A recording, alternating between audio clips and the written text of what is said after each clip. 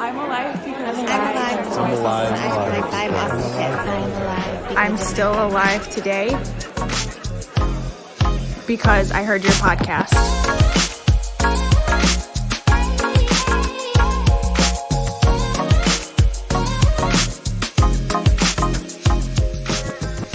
Hi friends, welcome to another episode of the I'm Alive Because podcast.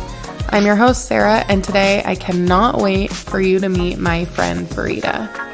Verita is one of the most incredible women I've ever met.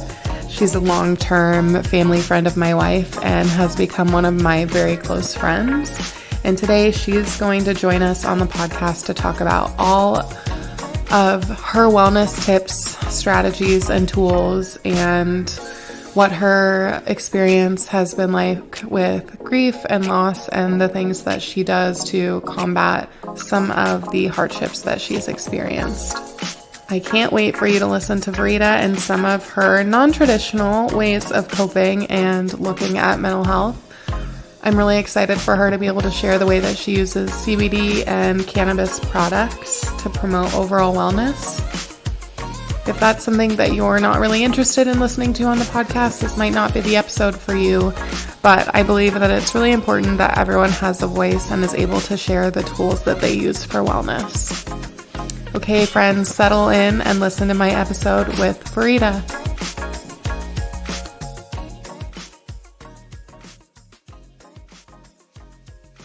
Verita, welcome to the I'm Alive Because podcast. Thank you for having me. I'm so excited to talk to you today. I'm so excited to be here and to learn more about this new project that you've been able to become a part of. Oh my gosh, yeah, okay. I could talk forever about how I feel like so blessed and lucky to have joined this really cool group of people and keep doing my podcasting journey that you started with me like a year ago. Well, it's been amazing just seeing how everything's come full circle and really how your goal initially was to build and find a community around mental health. And it seems like everything just led right here. And it's really awesome being able to be part of this journey with you. Thank you. Okay, tell everyone who you are, what you do, and why you care about mental health. So my name is Verita Richardson. I am one person that wears many hats, if you will. So currently I'm our Southern California coordinator for a company called Kush Queen. We are a hemp and cannabis topical company focused on wellness. Additionally, I'm also an event planner, and I also do private coaching for intentional branding and content creation for entrepreneurs and content creators. So a bit of a mouthful, but that sums it up. And the big reason why I care about mental health is because personally growing up, I didn't always feel I had outlets or resources when it came to understanding mental health or even understanding what I was going through. So as an adult, as I've learned more about my mental health and ways that I can support my friends and family, I definitely just think it's a conversation we need to normalize so that no one ever feels ostracized or alone when going through something they may not be able to put words to. Definitely. I just realized, okay, we recorded for the other podcast like 10 months ago, maybe. Mm-hmm. Everything in your life has changed so much in 10 months. Have you like realized this? It's like now that you say it, I really do, which is ironic, but it's sometimes when someone points it out, you're like, whoa, wait a minute, you're right. I actually didn't even think about that.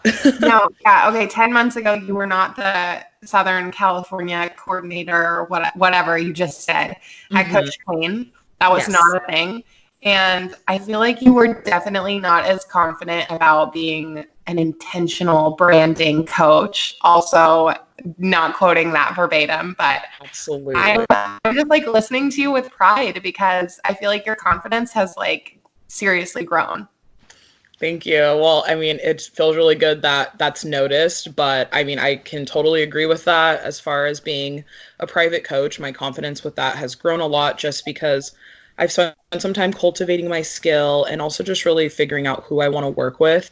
And yes, my new position at Kush Queen has been something that's developed at this point over kind of the last year. I initially started working with this company when I started to find relief from their products. Sara knows this, but at one point in my life, I was a college athlete.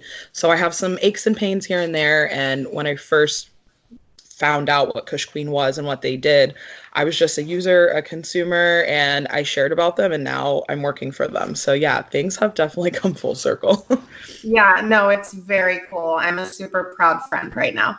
Thank you. Okay, so tell everyone, I mean, I know about your mental health journey, not every, thing I could possibly know about it, but I'm familiar with it. So tell everyone about your mental health journey, and also like your journey as a woman of color, because we've talked in the past about how in your culture, growing up, it was kind of like a keep it pushing, keep it moving, don't talk or acknowledge your struggles. So let's dive into that. Yeah, so I would say my journey with mental health definitely started as a teenager.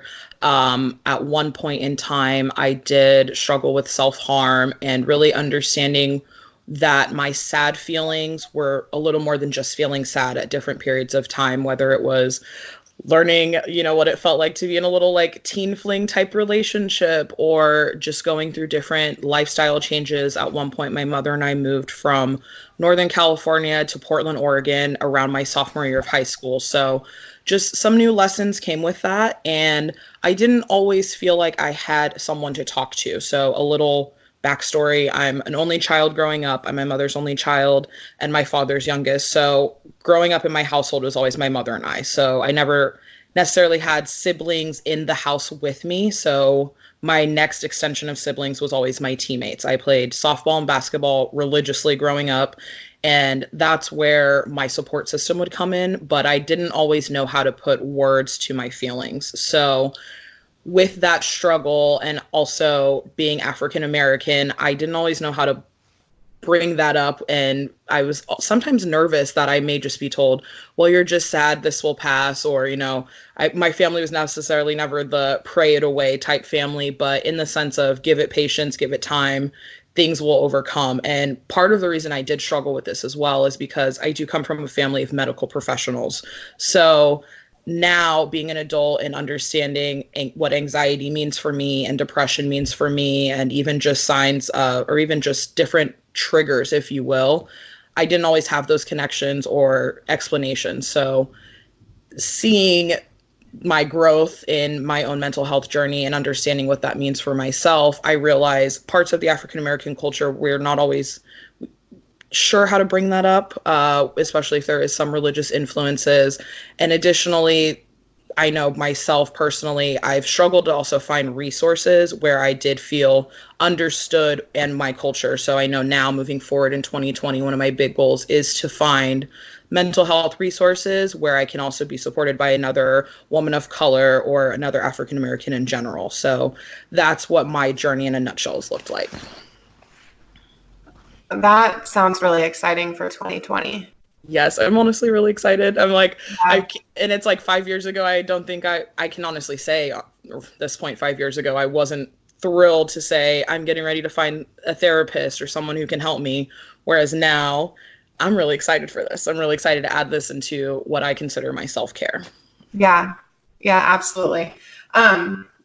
Also, A+ for like self-care being therapy and not just like, I'm going to paint my nails tonight, right? Which is a super valid part of self-care, but it's very sensationalized. And I think often we forget about accessing some of those like providers and other things. Absolutely. I totally agree with that. It's not always just about feeling pretty. It's also about knowing just down inside that you're feeling balanced and that you've got those resources. So I totally agree with that. Yeah.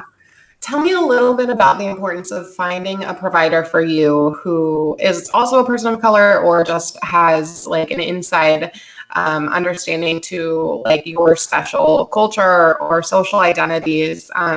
Because I know for me, it's always been really important to find a therapist that can, and it might be for you as well, like understand queer culture and language. Yes. Like, here's the deal. I can't meet with like an old white man. It's just not going to work for me, right? Absolutely. No, I agree with that. And especially when you said social identities, I know for me, being African American is one of them, like you touched on as well, being queer. I identify as lesbian. I have my amazing partner, Stephanie, I'm in a relationship with, I'm going to spend the rest of my life with, but we'll get to that in another episode, guys, I'm sure. But for me, another thing as well that has also, it's been, I understand why it's relevant, but another different thing of my social identity is also being a military brat. So my father is a retired Marine. My mother served 17 and a half years in the Navy. So I also know my upbringing has been heavily influenced by the military, whether that was our moving ideals. My father's also a Vietnam veteran. So growing up and understanding what PTSD was for him and just why, sometimes some of his civilian habits or quote unquote civilian habits never kicked in. That's also important for me when it comes to finding a provider that understands maybe why I do struggle opening up, or I know I have a really bad habit of being extremely stoic and nonchalant at times when on the inside I'm really trying to process things and just calm my mind down. So finding someone who understands those, of course, I'm not necessarily just looking for an LGBT Black military vet or anything like that, but someone who understands those, it just makes it a little easier to open that conversation and just kind of even step in the room in the first place. Yeah, absolutely. We just can't spend our time in therapy explaining things to people. Absolutely. And I know I can honestly say that was one of the myths and fears I had when I first ever approached therapy services after I lost my mother. And I was just scared I was going to have to explain all of this, and it was going to be a lot more painful and triggering, if you will, rather than helpful and healing. But knowing there are people out there that have this background or have an experience, whether it's similar to mine or they've just taken the time to study that definitely has helped bust that myth for me. And also knowing people like Sara who do take the time to understand not just mental health as, I don't want to say industry, but mental health as an area of study, if you will, but also understanding the people behind or the people struggling with mental health. Yeah.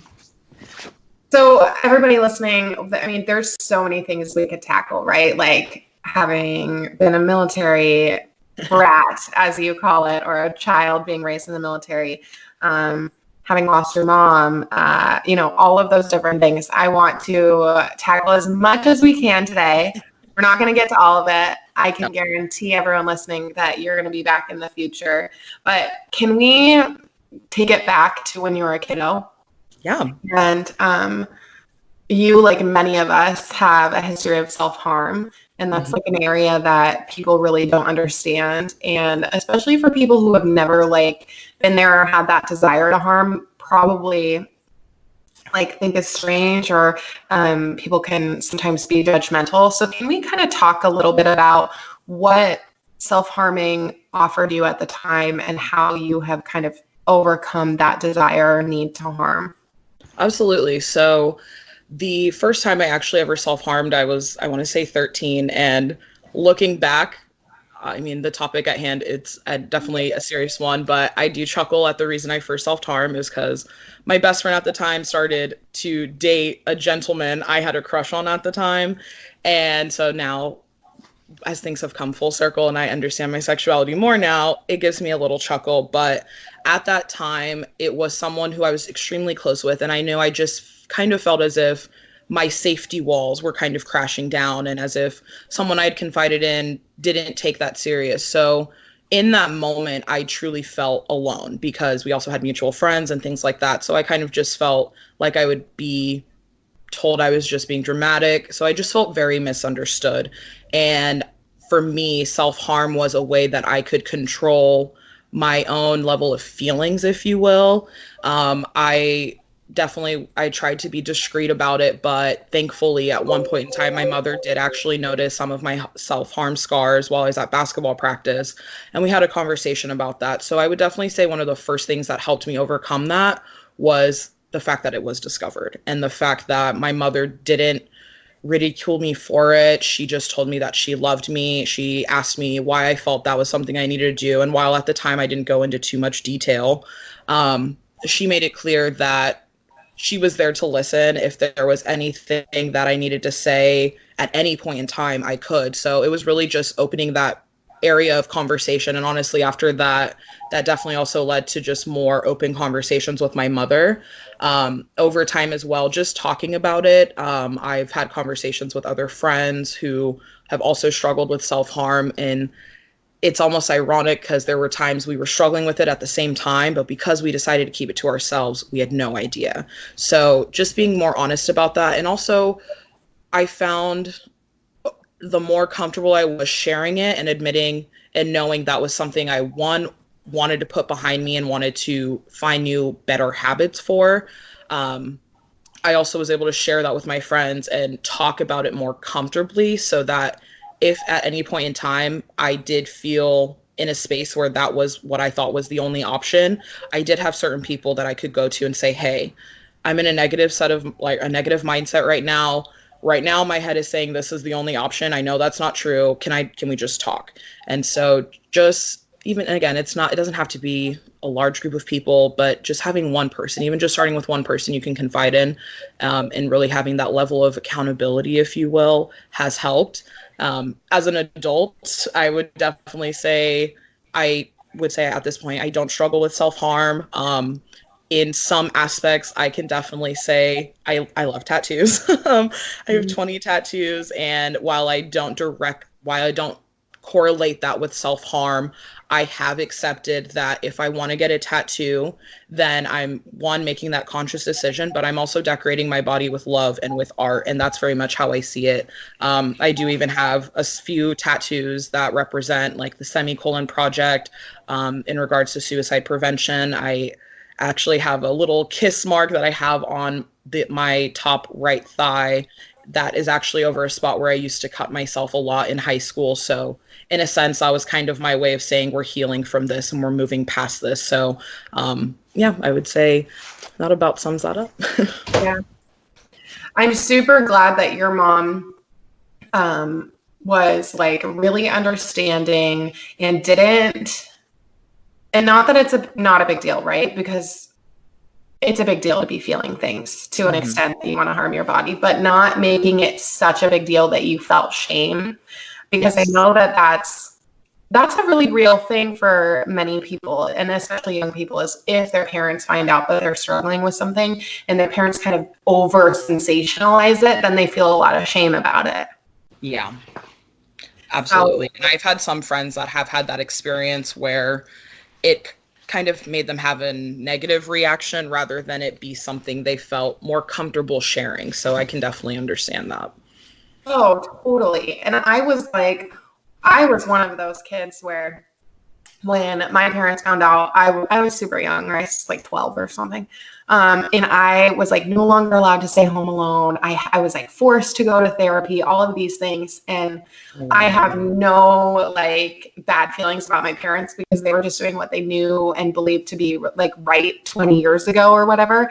Right. I know that for me, that really just led to continuing behavior and hiding it. And oftentimes I think that's what happens when we like really highlight things so much. Yeah, I would agree with that. And that kind of like you said, it almost puts a little more fear and scare into it rather than relief and just like a sigh of relief, and just you feeling being like you're being vulnerable, but in a good way, and reinforcing that. Yeah. So for parents listening, we're not saying don't worry, right? There's definitely a lot going on with your kiddo. But let's just have open conversations about these things and let's get to the why, really. Absolutely. Okay, so I want to talk more about your mom because I do. But can we share the wedding story with everyone? Oh my gosh, yes, please. Do you want to share it?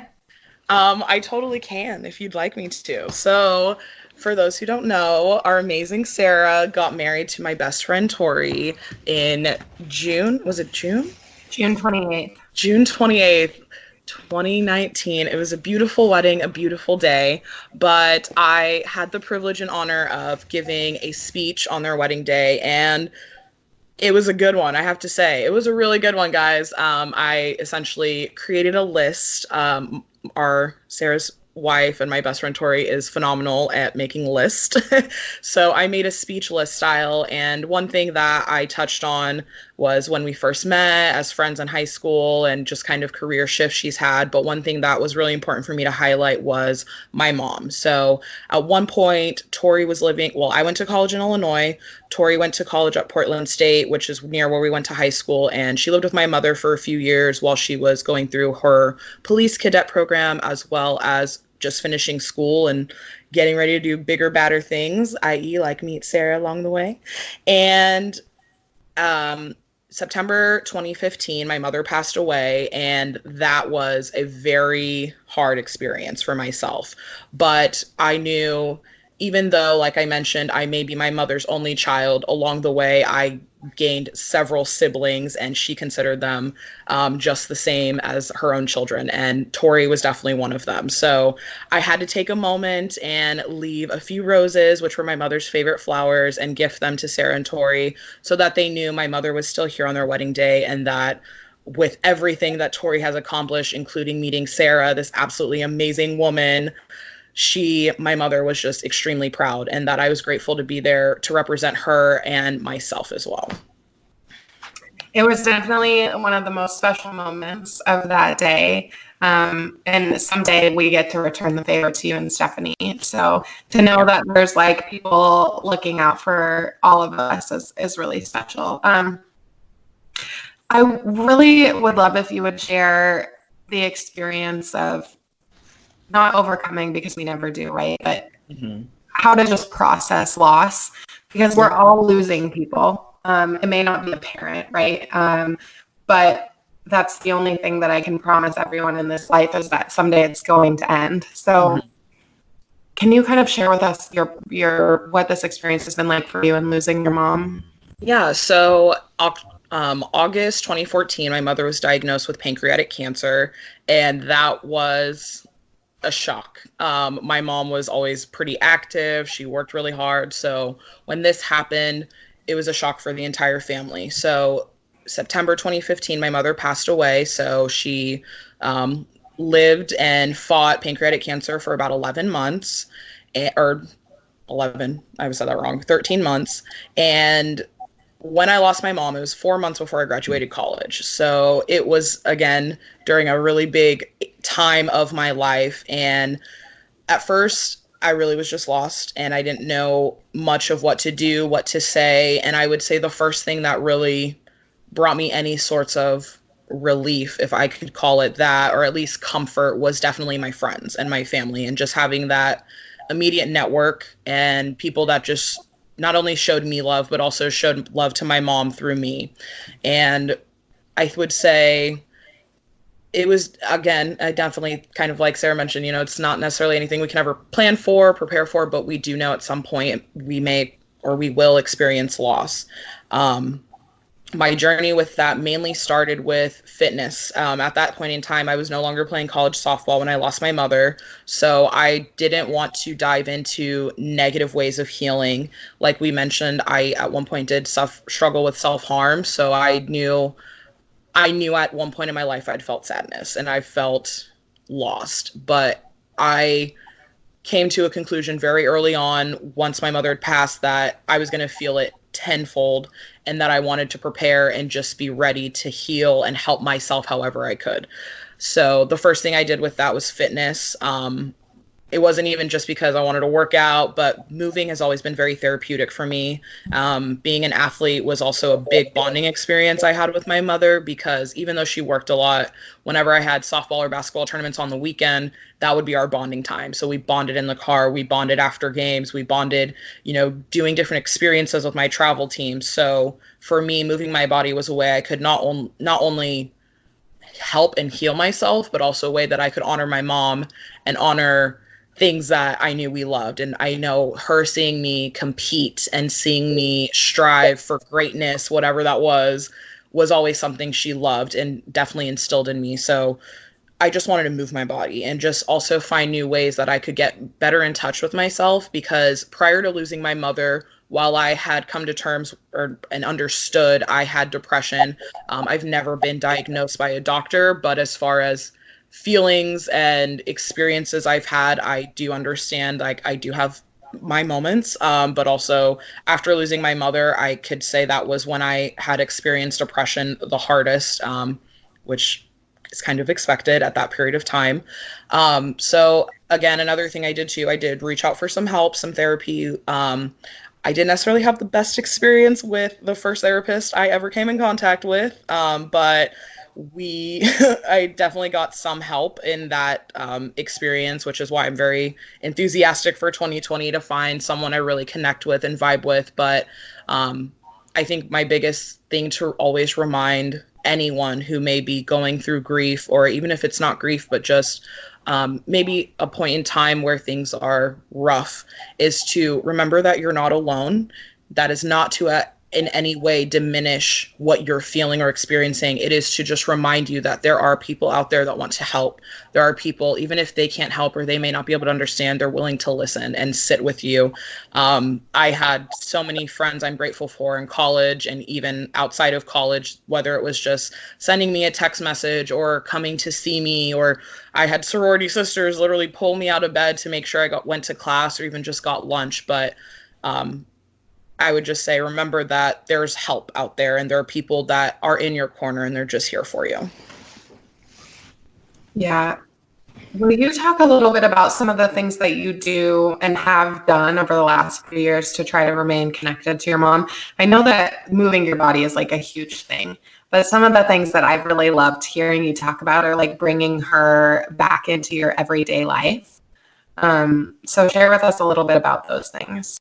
Yeah, so one of the biggest ways that I definitely like carry my mom around with me is I have her cross. It's just a necklace that she used to wear all the time. I can't remember if my grandmother or my grandfather gave it to her, but she loved that necklace. So a lot of the times when I'm traveling, it's definitely like my safety necklace and just like my good omen necklace, if you will. So just incorporating things she wore. I also have a bin. I like hide it because my closet's always a mess, but I have a bin of my mom's clothes, so I generally bounce it between my girlfriend's closet, and when I used to live with my best friend, I would hide it in his closet. But it's a bin of clothes she used to wear, and they still even smell kind of like her perfume. So having things that smell like her, or even just are her style, it's funny because, when you're a teenager shopping with your mom, you're like, oh my gosh, her style, mom. Like, I would never wear anything like that. But of course, I've completely grown into my mother. So even there's times I'll be shopping at Lane Bryant or Avenue and I'll see something and I'm like, my mom would totally wear that.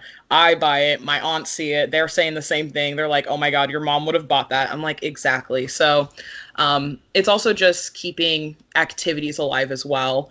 A big thing for me and my family is celebrating college graduations, high school graduations, military graduations. So I always do my absolute best to be present for those because they're short moments in time, but they're extremely significant moments in time. So also just being present for people I knew were important to her or she just really impacted is another way. And I would definitely say the last is always food. I'm always that person, even though I've spent time as a health coach and an athlete. Sometimes you just have to feed your soul, whatever that looks like. Personally, I love to make my mom's famous chicken and broccoli casserole. If you've had it, you will never forget it. People try to get the recipe from me. I refuse. And I'll also just enjoy some wine during her birthday or Mother's Day and just kind of reminisce and just kind of keep her spirit around, including the red roses. Like I gave Sara and Tori for their wedding day. I always like to have some of those for family dinners. I don't even think my aunts and uncles have caught on yet that I'll pick up some red roses and just like leave them stashed like right out in the open. It's not like they're hidden or anything, but I don't know if they've caught on, but I know my sister definitely notices anytime we do something like that. I'm assuming those were your mom's favorite. Yes, her red roses were her favorite. My father will still retell stories of how her flowers were like such a priority. She would take everything out of the refrigerator and put her roses in there so that they would stay as fresh as they could. So he would complain that she would take his meat out and like the fresh fruit and things would be rotting, or not really rotting, but he would just she'd leave stuff on the counter because there had to be room for the roses. So he'll still even talk about that to this day. That is so cute. Do you know that there's red roses on my kitchen table right now? No way. I swear, Tori brought them home. And actually, I haven't gone as far as to put them in the fridge, but can you see them? Yes, I was like, are those the red roses behind me? Yeah. But I didn't go as far as to put them in the fridge, but they've definitely been on the counter since like Christmas Day. Yes, I love it.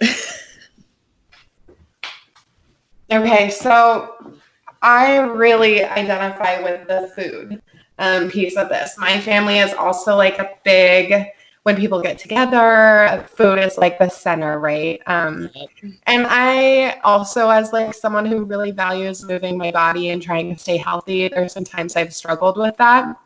But I've kind of gotten to a good place where I'm like, if food is a connector and I want to connect, then that works for me. Absolutely. And so I shared with you about this last year. My uncle passed away in January, so we're coming up on 1 year.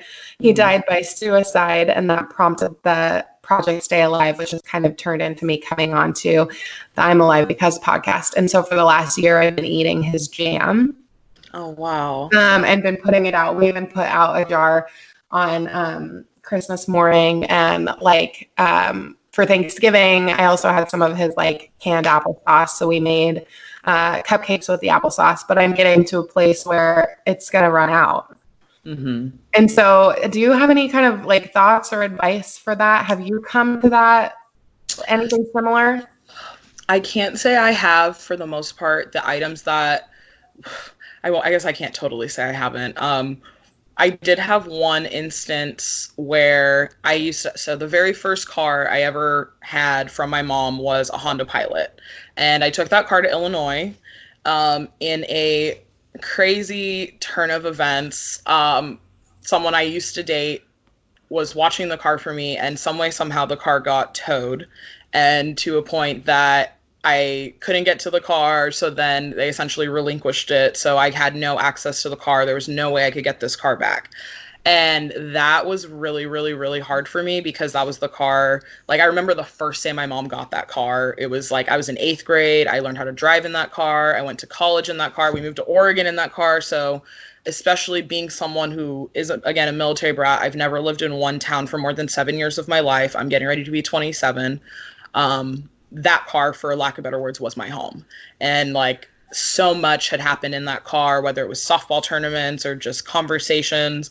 Even, I could even remember like having conversations about like girls I was dating for the first time with my mom and being like really nervous about that. So a lot happened in that car. And when I no longer had access, there was absolutely no way, no amount of money in the world that would get me that car back. I just tried to think of other things that were significant for me. And also, I would definitely say losing that car kind of sparked a wanderlust kick for me, because I came to this realization that the reason I loved that car so much is because we went to so many places. So for me, I tried to transfer that in traveling and just making time to go see friends and family. For the cans that or the jam from your uncle, did he can those himself? Yeah, all of it was his home recipe. So one thing I would totally recommend, especially just because I'm very much an energetic person, I definitely feel people's energy is still in items. I would even save those cans and maybe reuse them, maybe make some candles out of them, but then you could still have them around instead of, yes, the jam itself is not in there, but his energy is there, and where they come from and the joy they've brought you when they were still completely full. And I think, it's definitely just about finding new ways and sometimes even creating new traditions. So maybe 2020 is the year you learn how to make some jam and you get to reuse those cans for yourself, So I think it's always about one thing I've found is easier for myself is sometimes if I try to stay in the past too long, or I do try to just hold on to exactly the way it used to be, it can put me not necessarily in the best of mindsets. So I always try to put a new spin on it. So, okay, this year, I'm not going to make my mom's casserole, but I'm going to get some German chocolate cake that she also really liked, and just find some smaller or alternate ways to still have that person's influence involved. That's a great idea. Thank you. Maybe you'll have to come to Oregon and make some jam with that. I would love to. I think that would be really fun. I've always wanted to go berry picking in Oregon, so I Oh think my that would God, we gotta be solve an these. amazing experience. Yeah. Okay, wait, side note, you have a Honda Pilot. I do. Did you buy a Honda Pilot? So, The one, or did you get it back? Because I so, traded that Honda Pilot. so that's the funny story. So the very first Honda Pilot we had, my mom let me take that to college. So this was what, 2012, right before we'd made our giant road trip. So my freshman year of college, I didn't have a car, just, freshman in it on campus, no cars needed. So getting ready for my sophomore year, my mom was like, well, obviously you need a car. Right down the street in Tigard, Oregon, no more than 10 minutes away from our house, was a used car dealership, and they had another, you guessed it, Honda Pilot. The exact color. It was only, instead of it being four-wheel drive, it was two-wheel drive. Instead of it being an '07, it was an '06, but it looks like the same exact car. So my mom's theory, and it's funny, I even have a wine glass over here that my best friend got, but it says, if the shoe fits, buy it in every color. So my mom was very much if I already know how it works and I already know how, and I already know I like it, why change? Why, deter from that? So she just got the same exact car. And so that's why once after I did move back to Portland, thankfully the second Honda Pilot was waiting for me. So I guess I definitely had a trade, if you will. So it's not the original, it's not the first, but it definitely still has significance, and it was still my mom, so it still counts. When you guys eventually get a new car, you're gonna get another Pilot. I don't know if we'll get another Pilot. I'm not too fond of the design of the new Pilots. We've been looking at Jeeps, but I definitely know I'll try to keep that car around and alive as long as I can. I think I know you'll be happy about this, but my partner and I were even talking about the when are we going to have kids question. So fingers crossed I can keep the Honda alive long enough to pass it to our children, but we'll see. Oh, that you're gonna have to put some work into that car. Oh yeah, I don't even doubt that, but it'll be worth it. It'll be worth it. It will. Okay, let's talk cannabis. Yeah. I know that's one of your favorite topics. Thanks so much for sharing about, how to overcome loss, and also just like your journey to finding a really great therapist in 2020. But I know that one of the things that you do currently to maintain your wellness is, obviously you work for Kush Queen, right? So like the proof is in the pudding, but you use a lot of CBD products let's talk about all of this stuff because people are so afraid to talk about it. Yeah, and I can honestly admit for a while I was afraid of talking about it as well. So the first time I ever consumed cannabis, I was not a fan of it, as most first-time users have also reported. I wasn't a fan of how tired it made me, and I was just starving. And even though, again, eating food's never a bad thing, I just felt too hungry and I didn't like it. So after I lost my mother, I was struggling with eating. I was struggling with sleeping. I was having a hard time being social. So my mind obviously was kind of like, well, what do I know of that can help with all of these things? And it was cannabis. So it helped me with a lot of things, but it also just helped me in a sense, take control of my own healing. And not necessarily to say that I was just going to heal myself and I didn't need help or, any other resources, but it was just a way that in a time of turmoil, in a time of chaos where I was really just trying to figure out what does my life look like now without my mom, it helped me find balance. And it also just it kind of helped me find, or at least have one thing that I myself could rely on to find peace. So once I moved, so I guess that was around 2015, I moved back to Portland 2017, and I was extremely grateful because cannabis was recreational out there. And of course I was excited because now I had more access to it, but I was mainly excited because I could now learn about the strains. If I didn't want to smoke something, I knew I could try a topical, like a lotion, or I could try a tincture to add into my teas or something like that. So I really just took the time to find different strains that helped with depression and anxiety. I personally am a sativa smoker, so those are strains that are generally more uplifting. They help with focus. And I found my love of my life in cannabis called Dutch Treat. It is my absolute favorite strain in the world, but that was the first strain I ever had where I noticed a significant difference in my mood very quickly. And it was a strain for me where if I was having very negative thoughts, it brought me back to a happy place. If I was very angry, it brought me back to a place where I could think again. And it also was it's a hybrid strain as well. So if I enjoyed it in the morning, it gave me energy. It helped me get through workouts. But if I had it at night, it also helped me ease me into sleep. So with my experiences with cannabis, I just got to a point where I knew I had to share more about that, because I'm not the only person that struggles with depression. I'm not the only person that struggles with grief. And I felt like if I found this much relief in something, I had to share it.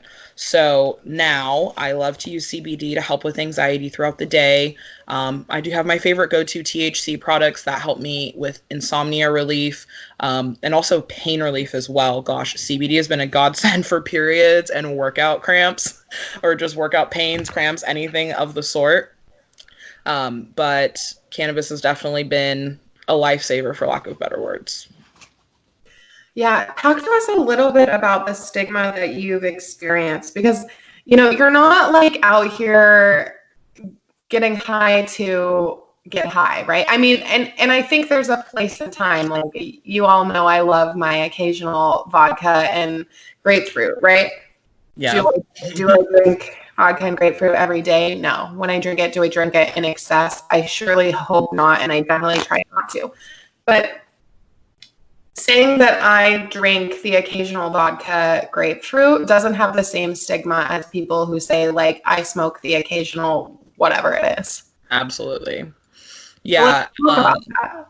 Yeah. So I think for me, the biggest stigma was just that people are lazy that use it. And I feel like that was really reinforced for me when I was in college, mainly because we weren't in a state where it was legal. I was in Illinois. So, you know, the people that were smoking weed sometimes were the slackers, or sometimes you only saw them when they were at a party. But it was also because those were just the people that were comfortable enough to smoke in public.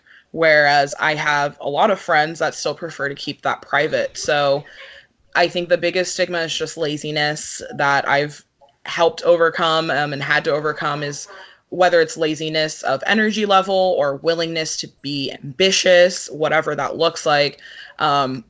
That's also part of why I did want to come out with cannabis when I did. I was 27. I'll never forget, 4/20/2017. And I was extremely nervous, but I was living in Portland, so I was in a recreational state. I felt like it was okay. On top of that, I was a health coach at the time, and I'd successfully lost about 30 pounds. So I do kind of hate that I had to wait till I got to a point where my results were significant enough that I could share this. But once I did that, I was showing people I am a cannabis consumer. I am not lazy. I work out. I have my own business. I'm eating good. I'm able to lose weight and then still enjoy life and also be social. But if I do want to get sleep, then I can also make that happen. So I think for me, the stigma was mainly just with it was really just kind of beating like the typical stoner stereotypes that are out there. But additionally, being a Black woman, I did feel another level of responsibility to always make sure if I was going to share my cannabis consumption, I was always teaching something with it, whether it was listing the strain type, how it's going to make you feel, what medicinal purposes it can be used for. I took it to another level for myself personally. There are definitely other cannabis content creators out there that do the same, but I just wanted to make sure that if anyone ever stumbled across my page and they saw me smoking, the normal stereotypes didn't come out as far as, oh, they're probably not doing anything, they're just lazy, they're just going to eat the whole house, or they're just going to get the munchies. And I wanted to show there are educated people that choose to use this plant responsibly and wisely and intentionally on top of that, because the same reason I choose to smoke cannabis or use cannabis or CBD products is completely different than the next person. And I feel there's a big sense of responsibility in the community to make sure we are sharing that, but also not just allowing these stereotypes to be at the forefront. And I know it's definitely a hard thing to do, so I do what I can in my own little circle. But I know that's definitely a lot of the stereotypes I've encountered and how I've tried to combat them. I love it. I can only imagine the fear that you must have felt when you widely said like here I am, right? An educated person who's grinding away every day, working really hard. And like, I do this thing that everyone thinks is, making me lazy, making me, I don't even know, like a couch surfer, like that 70s show basement kind of. Right. And I'm like, and I, at the end of the day, like, kind of like you said, I'm still going to enjoy my cannabis. I have moments where, yeah, I just want to veg out on the couch. As sometimes we say, I just want to relax on the couch. I don't want to have to think about much. I just want to put some Scooby-Doo on and enjoy my evening. But when it comes to daily use, I never use anything that I feel won't make me professional or presentable or still able to just be aware of my surroundings. So I think with the rise in medicinal and recreational cannabis use and people just taking the time to say, this is why I choose to medicate, I also think there's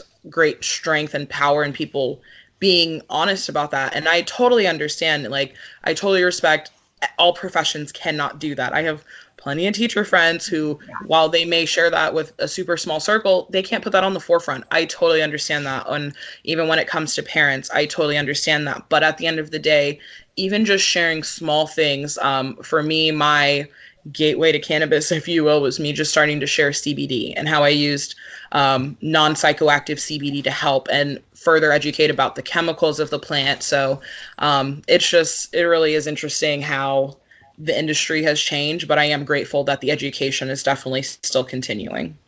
Yeah. I love seeing you using your products to take care of your body, like your bath bombs that are, like helping you relax after a hard workout or, like after a stressful day. I think that that's really empowering. So thank you for sharing it. And I have to tell you, you have definitely educated me, especially coming from like a family of people with a lot of substance use issues. Like I was raised very strict, no. Mm-hmm. And I wasn't taught about all of these things. I wasn't, like the only thing I knew about quote unquote drugs growing up was like my family members that used like pills or heroin or whatever else, right? Like, and marijuana got lumped into the same category. And I, of course, as a professional, I don't believe that they are in the same category. But I do still believe that it's important to be an empowered and an educated user if people choose to use. Absolutely. And that's definitely what I always encourage. Even with my personal blog and Instagram, I do try to put resources out there so people can have an intentional cannabis shopping trip, or they even know what they're looking for in the first place. Even if that means you're just looking to have a fun time, just being clear with what you want to resolve or work on with cannabis, it can totally change your experience, but it also changes it for the next person as well. And it just makes it a little more easy to have that conversation. Yeah.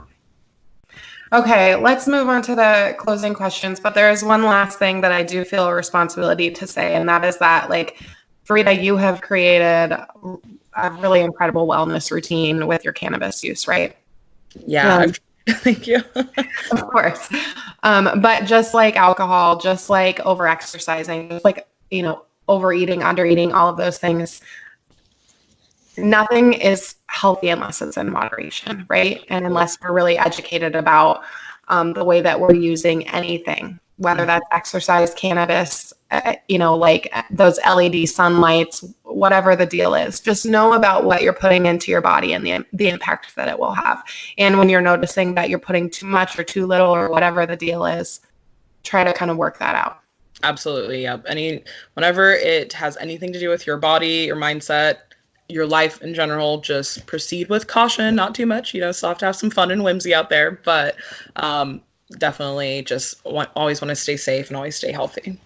I love it. Okay, my friend, are you ready? Let's do this. Okay. Give us one thing that you are really looking forward to that you've got coming up. Oh gosh. I would say the closest thing I have coming up would be my intentional vision board party that I have coming up January 11th. It's going to be a live 2-hour workshop. We're going to dive into intentions, and I really like to do intentions instead of goals, just because it's going to allow us to make sure we're not putting anything down or we're dreaming of anything that we for ourselves don't want, or two, may not be in the cards for us right now, so that we can then turn our energies towards things that are going to better serve us right now and eventually flow into that. So I would definitely say my intentional vision board party would be what I'm most excited for. That sounds absolutely incredible. I can't wait. I hope you get to join me too. Yeah, send to me. January 11th is a Wednesday, and I typically go to therapy on Wednesday nights. But maybe I can move some things around, because that sounds like something I need to be a part of. Definitely. Okay, what is one thing that you want everyone to know about mental health? One thing I want everyone to know about mental health is that, this is a good one. I would definitely just say I want everyone to know that you have just support. I think that for me has been the biggest lesson and the biggest reminder that there's help, whether that is professional resources, whether that is a trusted friend who is just willing to sit with you and listen, but really just like to reemphasize that you're not alone, and that there's so many arms out there that are willing to welcome you, and to so many ears that want to listen, and people that are just want to share their experiences, so that we can all shorten our learning curves in life, if you will. Definitely. There's so much power in that connection. Okay, I've got a new question. This is not a standard closing question. However, I've been asking everyone lately what your favorite meal is. Like, hands down, number one meal. Mac and cheese. I love mac and cheese. I don't even know if that counts as a meal, but I love macaroni and cheese. No, the first time I met you, you ordered mac and cheese for breakfast. Yeah, I mean, right? I'm like, and it still continues. Oh my gosh. Okay. Last question, my friend. Give us one reason to stay alive today. One reason to stay alive today would be, I feel like it's cliche, but I want to say tomorrow. Just because you never know what you can create tomorrow. And I just feel like there's always so many wonderful things. And even in my time when I've had dark moments, remembering that tomorrow is a new day, tomorrow comes with new possibilities.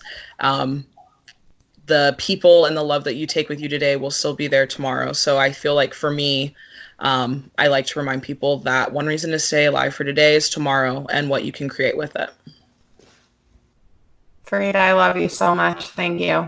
I love you. Thank you for having me.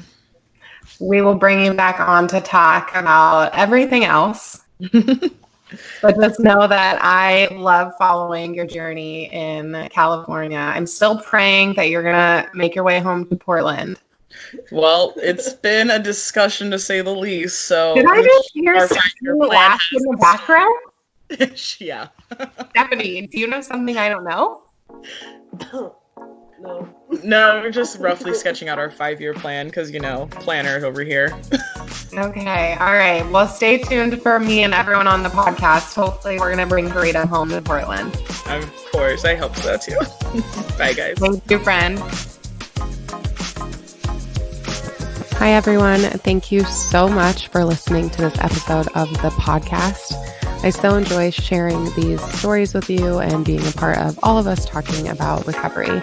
It's such a gift that people come and talk to me, whether in person or by Skype, and allow me to share with you their journey with mental health and the way that it's impacted them. The work that you're all doing with us is helping to reduce stigma and normalize mental health struggles, and that truly means the world to me. If you would like, you can follow our podcasting journey as well as some of the other things that we're up to on Instagram, Twitter, and on Facebook at A Brand for the Broken. Those links are all included in the show notes as well, so you can see that there. As always, I would love if you would rate, review, and subscribe to our show. Your continued support through telling your friends and family about the podcast is so important because it helps us share the stories and ultimately keep people living. It also helps us to find guests who might be interested in sharing their story. If that might be you, please reach out to us and I will get back to you as soon as I am able. You can send us a message through any of our social medias or at stayaliveinc.org. Okay, friends, thank you so much for listening, and I can't wait to share our next episode.